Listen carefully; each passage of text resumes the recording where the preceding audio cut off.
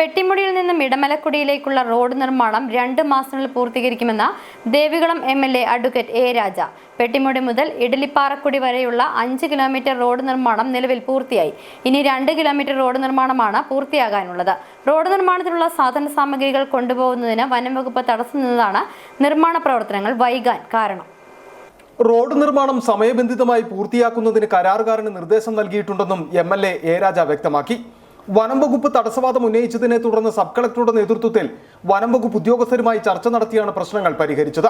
ഇടമലക്കുടിയിൽ പനി ബാധിച്ച് കുട്ടി മരണപ്പെടുകയും പനി ബാധിച്ച് കിടപ്പിലായി വൃദ്ധയെ ചുമന്ന ആശുപത്രിയിൽ എത്തിക്കുകയും ചെയ്ത സാഹചര്യമുണ്ടായതോടെ റോഡ് വികസനം ആവശ്യപ്പെട്ട് വലിയ രീതിയിലുള്ള പ്രതിഷേധം ഉയരുകയും ചെയ്ത സാഹചര്യത്തിൽ കൂടിയാണ് MLAയും സബ് കളക്ടറും ഇടപെട്ട് റോഡ് നിർമ്മാണം വേഗത്തിലാക്കുന്നതിന് നടപടി സ്വീകരിച്ചത്. 2 മാസത്തിനുള്ളിൽ നിർമ്മാണ പ്രവർത്തനങ്ങൾ പൂർത്തീകരിക്കുവാനാണ് കരാറുകാരന് നിർദ്ദേശം നൽകിയിരിക്കുന്നത്. റോഡിന് വേണ്ടിയിട്ട് ഗവൺമെൻറ് കാശ് കൊടുത്ത് 2 റീച്ചായിട്ട് ആദ്യം എടലിപ്പാറ പറയും, പിന്നീട് സൊസൈറ്റി കുടി വരെയുള്ള റോഡ് പണിയുന്നതിന് വേണ്ടി 18.5 കോടി രൂപ ഗവൺമെൻറ് മുടക്കി.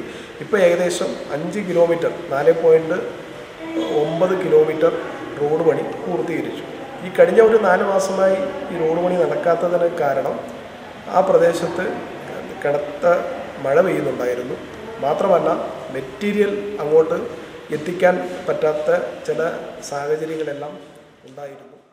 കൂടലാർകുടിയിൽ നിന്നും ആനക്കുളം വഴി മാങ്കുളത്തെത്തി ഇവിടെ നിന്നും അടിമാലിയിലെ താലൂക്ക് ആശുപത്രിയിലേക്കും എളുപ്പത്തിലെത്താൻ കഴിയും. ഈ റോഡിന്റെ നിർമ്മാണം നടത്തുന്നതും പരിഗണനയിലുണ്ട്. City vision, Munnar.